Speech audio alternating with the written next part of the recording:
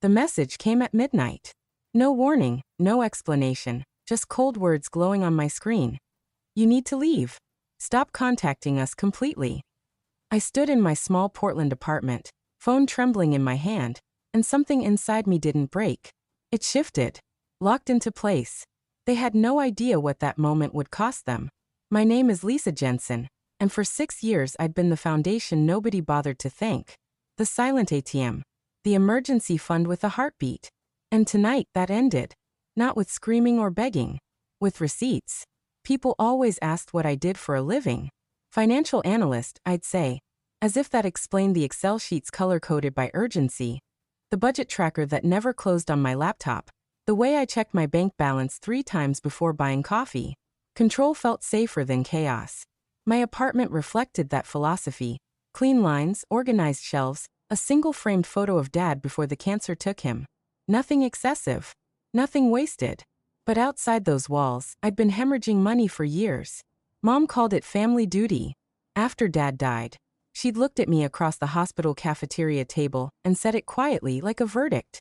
Someone has to hold us together now. I was 23, fresh out of grad school with a consulting offer and student loans that made my stomach clench. But I nodded. Because that's what you did when your mother's eyes went hollow and your siblings looked lost. Doreen, my mother, weaponized grief like others used anger. She never yelled. She sighed. Let sentences trail off mid-thought while folding towels or staring at old photos. Your father would have wanted us to stay close, she'd say. And suddenly I'd be covering her car insurance. Or the deposit on a new apartment after the landlord raised rent. Or the medical bills she somehow never mentioned until collections called. My older sister Caitlin made it easier by pretending it was art. She'd moved to Seattle to pursue music, which meant gig work, crowded studios, and perpetual financial freefall. She called me banker girl, half affectionate, half barbed, usually when asking for rent money. I'm so close to booking that tour, she'd say, voice bright with manufactured hope. Just need to get through this month. This month became 6 months, became 3 years. Then there was Ethan, my younger brother, who discovered entrepreneurship the way others discovered religion. Every few months he had a new startup idea. An app for dog walkers, a subscription box for vintage vinyl, a cryptocurrency consulting service he couldn't quite explain. Each required seed money. Each promised returns that never materialized. He'd sit across from me at coffee shops, laptop open, showing me pitch decks that looked professional but felt hollow. You're the only one who believes in me, he'd say, and I'd transfer another $2,000 I didn't have. The family group chat hummed constantly with updates, memes, photos of meals I wasn't invited to share. But the moment money surfaced, every message sharpened. Don't make it weird, Ethan would write when I hesitated. Mom's not sleeping, Caitlin would add. You know she can't handle stress. Only my cousin Mark stayed quiet. He ran a small electrical contracting business across town. The kind of work that taught you who people really were when things broke. He never asked for anything. Never commented when the family piled on. Just watched with those steady, tired eyes that saw more than he said. I told myself this was temporary. That Caitlin's music would catch. That Ethan's next idea would work. That Mom would stabilize once the grief passed. I kept spreadsheets tracking every dollar. Green for housing, yellow for utilities, blue for transportation, red for medical, purple for miscellaneous emergencies that only ever flowed one direction. The receipts piled up in a drawer that stuck when humid. Each one a small betrayal I filed away without examining too closely. Then came the night I finally said no. Ethan needed a deposit for office space. $5,000 to rent a co-working membership he swore would change everything. I was sitting on my couch, laptop balanced on my knees, staring at my own savings account that had been shrinking for months. I'm sorry, he typed. I can't this time. The group chat exploded. Mom's messages came first, asking if everything was okay, if I was upset about something, why I was being distant. Caitlin jumped in quickly. This is so unlike you. Ethan sent a paragraph without punctuation about trust and belief, and how family lifted each other up. The extended family chimed in. Aunts, cousins, people I barely spoke to suddenly concerned about my attitude.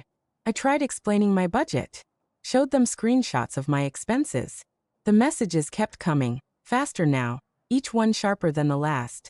You make good money, someone wrote. Don't be dramatic, Mom added. Ethan called me selfish in a voice message I deleted without finishing. 2 days later, my work phone rang. A landlord I didn't recognize cheerfully confirmed the automatic payment arrangement for my mother's apartment renewal.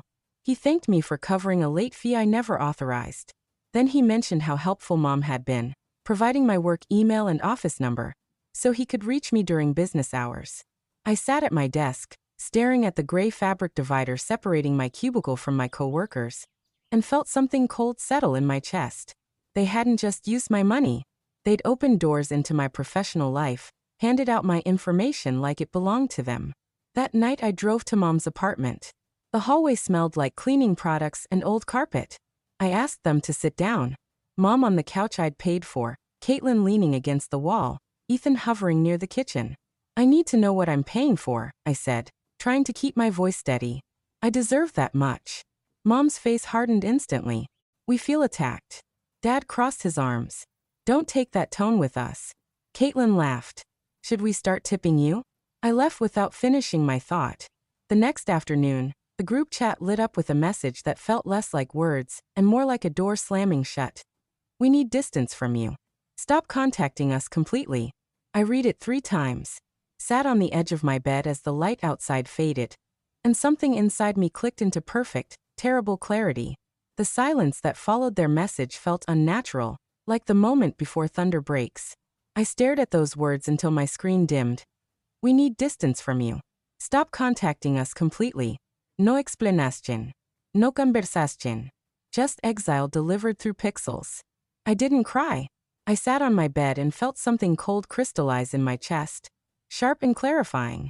If they wanted distance, I could give them exactly that. An hour passed. Then my phone buzzed with a name I hadn't expected, Mark. He never called unless something mattered. His voice came through steady and careful, the tone of someone delivering news they wished they didn't have to share. He told me he was at Mom's apartment, that they'd asked him to help pack. Everything, he said quietly. Clothes, dishes, photos.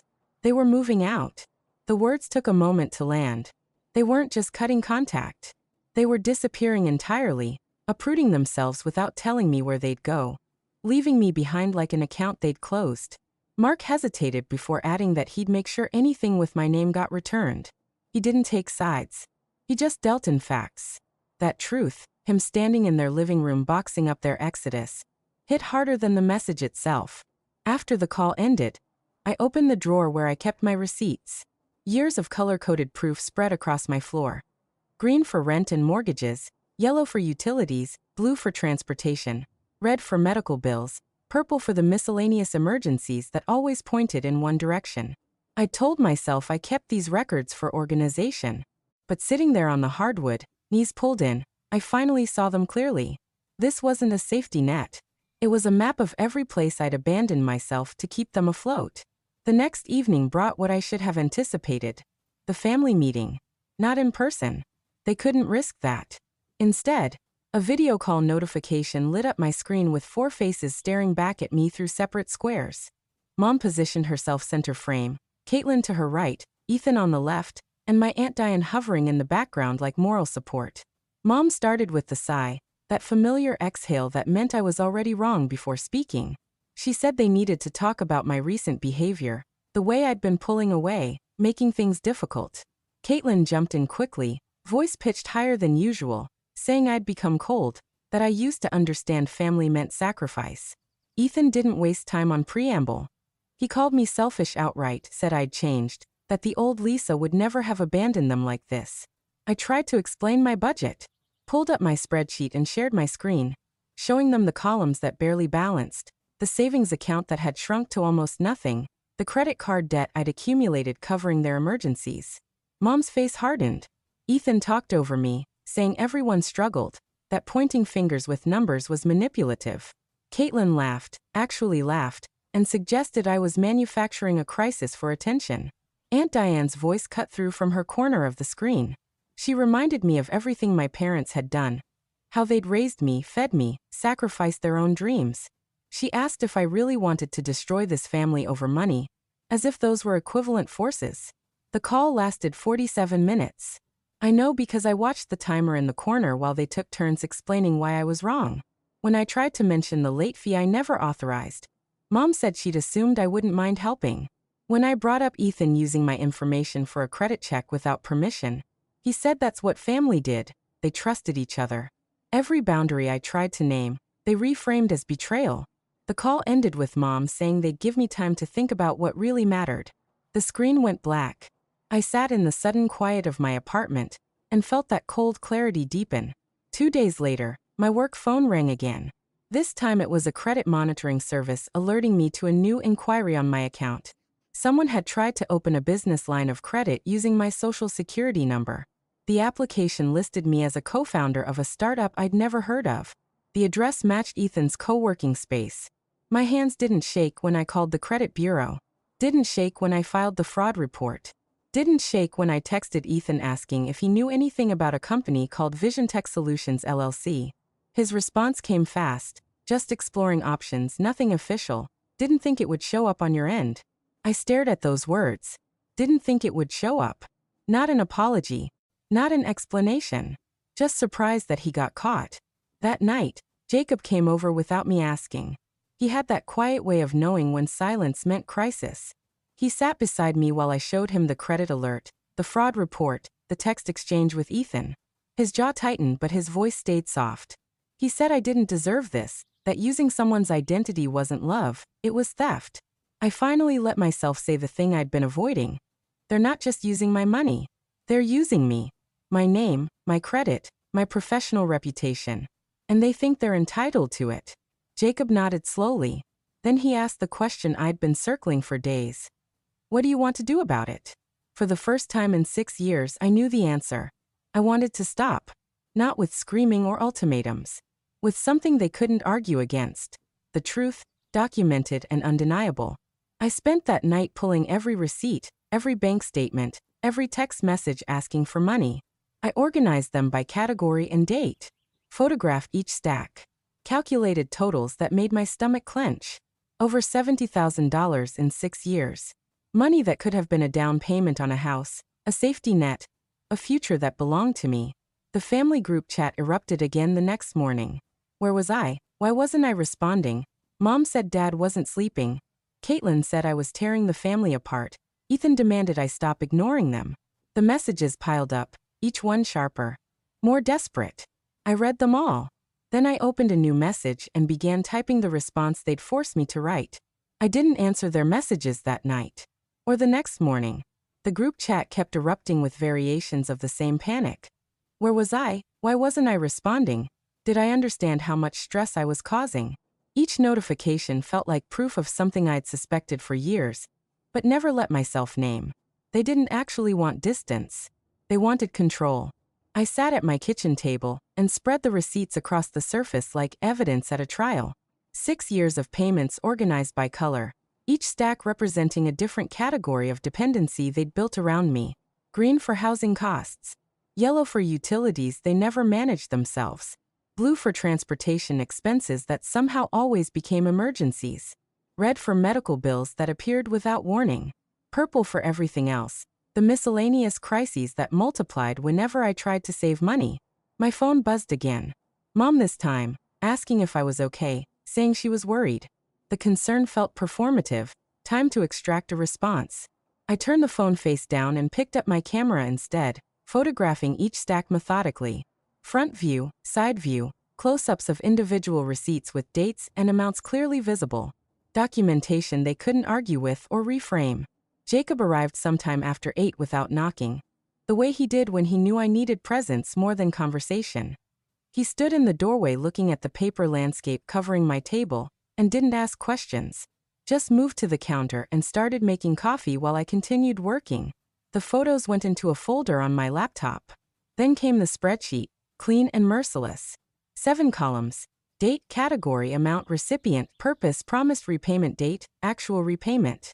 That last column stayed empty except for 2 entries from the first year, before they'd stopped pretending the money was borrowed.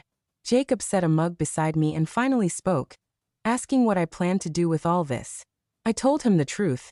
Give them exactly what they'd asked for. Distance. But the kind built on clarity instead of manipulation. He nodded slowly, understanding without needing explanation. Then he asked the question that mattered.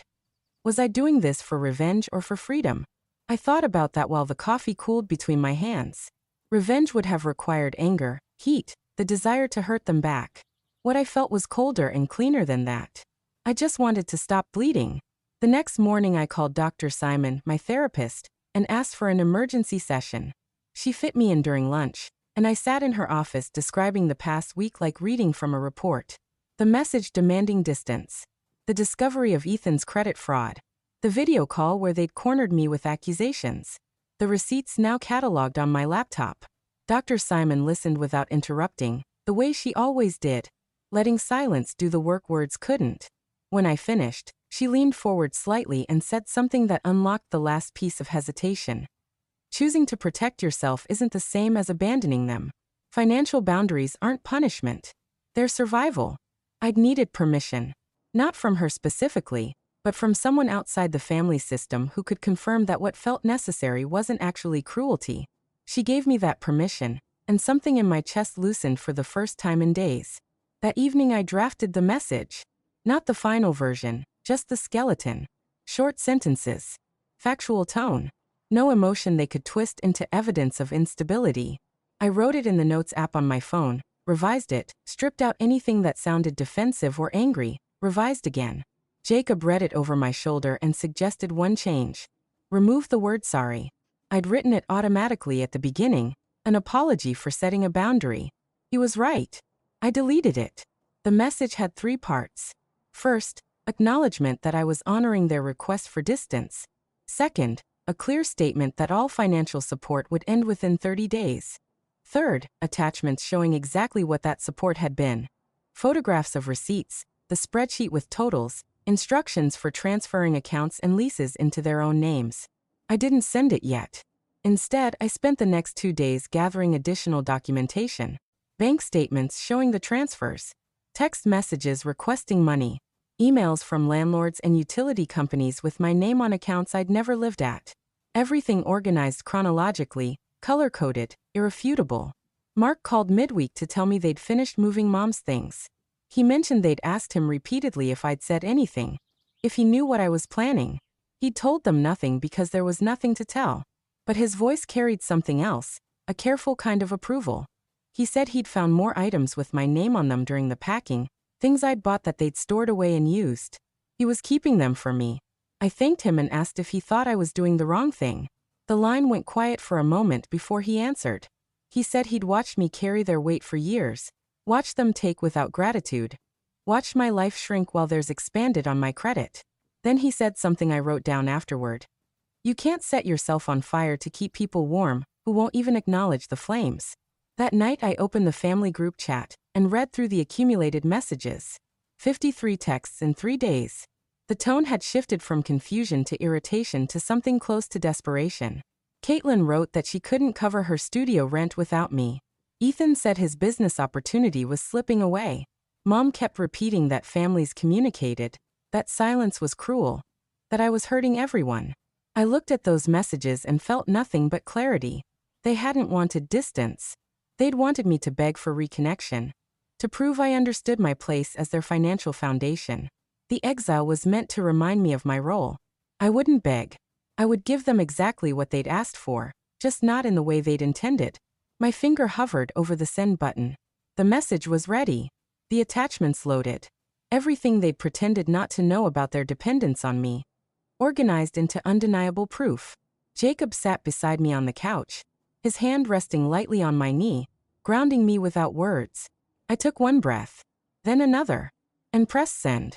The message appeared in the group chat at exactly 9:43 in the morning. I know because I watched the timestamp while my heart stayed perfectly steady. 3 sentences. 6 attachments. $70,000 of truth they pretended didn't exist. I wrote that I was honoring their request for distance, that all financial support would end in 30 days, and that they needed to transfer leases and accounts into their own names.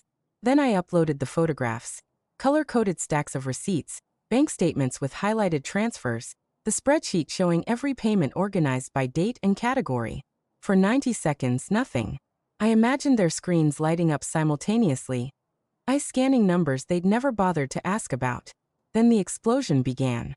Mom's message came first, asking what this was supposed to mean, saying I was being dramatic.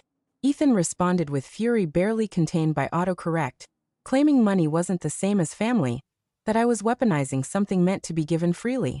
Caitlin called me sick, said I was trying to humiliate them publicly.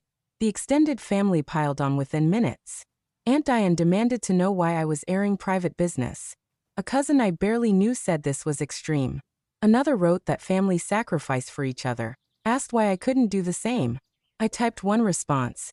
Your message said to stop contacting you completely. I'm honoring that request. Then I muted the conversation and set my phone aside. The calls started immediately. Mom, then Ethan, then Caitlin, then Mom again. I watched each one ring through to voicemail, deleted them without listening. They wanted a reaction, an emotional response they could use as evidence of instability. I wouldn't give them ammunition. An hour later the tone shifted. Mom wrote that they'd meant distance from my attitude, not from me entirely. Ethan sent a paragraph without punctuation about trust and betrayal, and how he'd thought I understood what family meant. Caitlin switched tactics, saying she couldn't afford to move right now, asking if I'd be happy if something happened to her in a dangerous neighborhood. Emotional blackmail. Their favorite currency. I responded once more. I hope you stay safe, but I'm not responsible for your lifestyle choices. Then I opened my banking app and began the methodical work of cutting every thread that connected their lives to mine. First, the automatic payments. Mom's rent, flagged for cancellation effective in 30 days. Caitlin's studio lease, same timeline. The family phone plan that included all of them, scheduled to terminate. Ethan's car insurance that I'd somehow ended up covering, marked for removal. Utility accounts with my payment information. Contact changed to their addresses with instructions to transfer service. Each confirmation email felt like loosening a knot that had been tightening around my ribs for years. I changed passwords on every account they'd ever accessed. Set up two-factor authentication. Added fraud alerts to my credit reports. Removed them as authorized contacts on everything from my health insurance to my professional accounts. Jacob came over that evening carrying takeout I didn't remember him offering to bring. He found me surrounded by laptop screens and printed confirmation emails, systematically destroying the infrastructure of their dependents. He didn't ask if I was okay, just set food on the counter and sat beside me while I worked. The group chat continued spiraling. By midnight it had accumulated over 70 messages. Anger gave way to panic, gave way to bargaining. Mom wrote that Dad wouldn't have wanted this, using the ghost of my father as leverage. Ethan admitted he couldn't cover his expenses alone, but framed it as my failure to believe in him. Caitlin said her music career would die without support, as if her dreams were my financial responsibility. Then came the threats. Aunt Diane said I'd regret this, that family remembered betrayal. A cousin threatened to expose me on social media for abandoning my mother.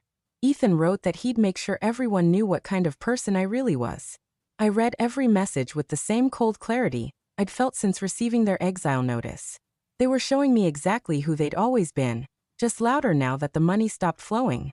Mark texted privately around 2 in the morning. He said he'd heard from Mom, that she'd called asking him to intervene, to convince me to reconsider.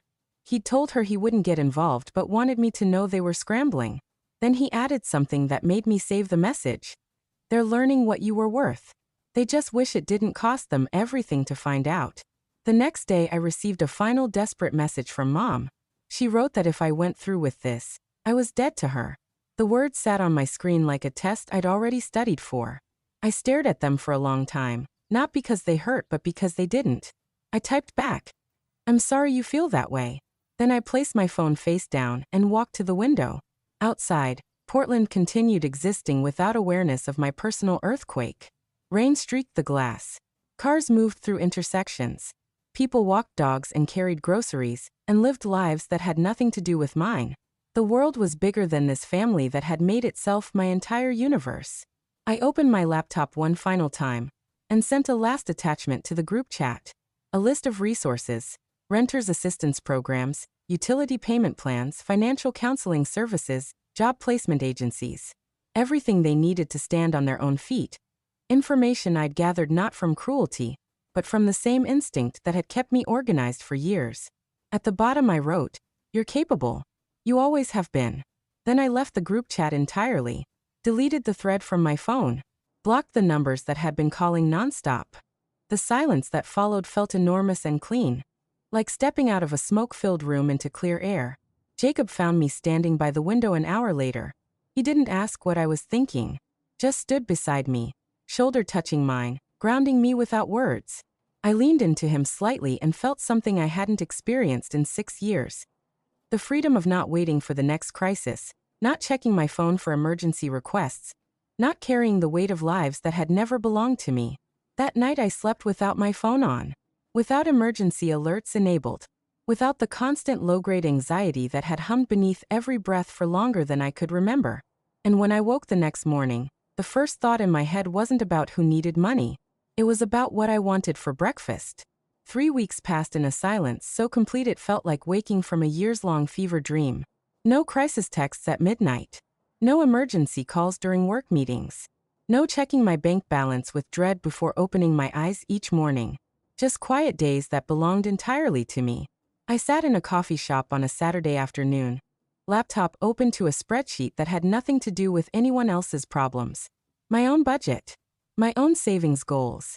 Numbers that finally added up to something I could build on instead of something constantly draining away. Jacob sat across from me reading the newspaper, like we were people who had time for newspapers, for leisurely mornings, for conversations that didn't revolve around the next financial catastrophe. We talked about vacation possibilities. Oregon coast maybe, or that cabin rental near Mount Hood we'd bookmarked months ago, but never pursued because I'd always been one emergency away from broke. Jacob mentioned looking at apartments together, places with better light, actual storage space. The words felt surreal. Planning a future that wasn't constantly interrupted by other people's present. My phone buzzed once. Mark's name appeared on the screen. He sent occasional updates, brief messages with no expectation of response. This one said Mom had moved into a smaller place, that Ethan found work at a logistics company, that Caitlin gave up her studio and moved back home. The information arrived without judgment, just facts reported by someone who'd always dealt in truth. I read the message twice and felt something I hadn't expected. Nothing. Not satisfaction at their struggles. Not guilt for causing them. Just a neutral acknowledgement that they were managing without me because they'd always been capable. They simply hadn't needed to be while I existed as their safety net. Dr. Simon had warned me about this during our last session. She'd said the absence of reaction might feel wrong, that I'd been conditioned to believe family should always trigger emotion. But healthy detachment wasn't the same as cruelty. It was survival that had finally stopped requiring constant vigilance. I didn't respond to Mark's message. Just set my phone aside and returned to the conversation about hiking trails and weekend plans and ordinary things that used to feel impossible. Work became easier without the constant distraction of family drama. I finished projects ahead of deadline.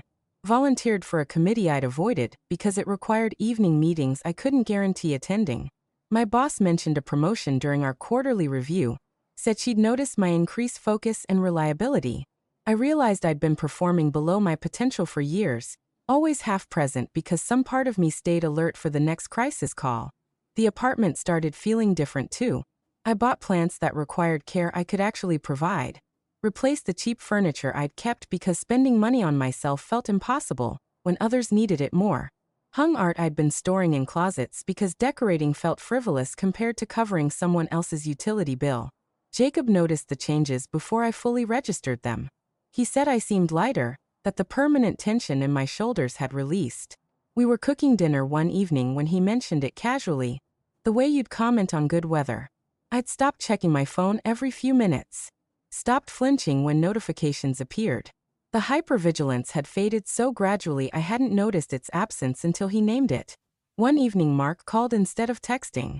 His voice carried something careful when I answered, like he was testing whether I wanted contact at all.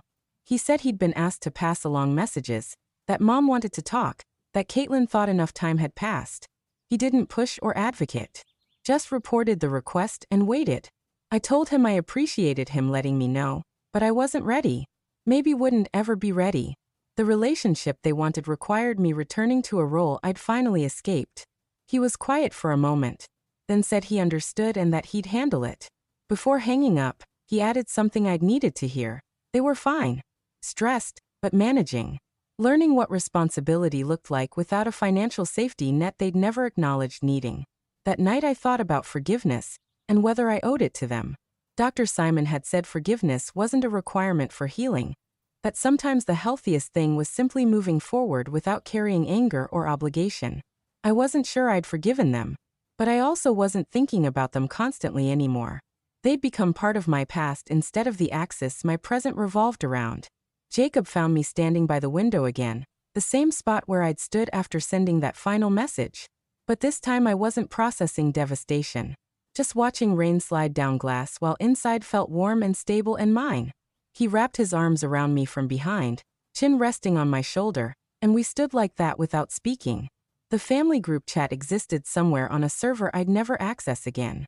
The receipts stayed filed in a folder I wouldn't need to open. The spreadsheet tracking years of payments sat archived, evidence of something that had ended not with explosion, but with quiet boundary setting and the choice to finally value myself as much as I'd valued them. I'd learned that love without respect wasn't actually love, that boundaries weren't cruelty, that walking away from people who treated you like a resource instead of a person wasn't abandonment. It was self-preservation.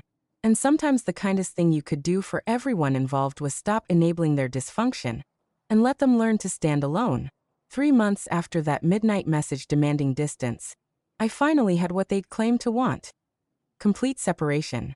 But I'd taken their weapon and transformed it into liberation. They'd tried to punish me with exile, and instead gave me permission to save myself. I didn't destroy them. They'd built their lives on a foundation they'd refused to acknowledge, and when I stepped away, they simply had to learn what I'd known all along. You can carry your own weight. You just have to choose to. The last thing I did before closing my laptop that evening was open a new document. Not a budget. Not a plan. Just blank space for whatever came next. And for the first time in 6 years, that space belonged entirely to me.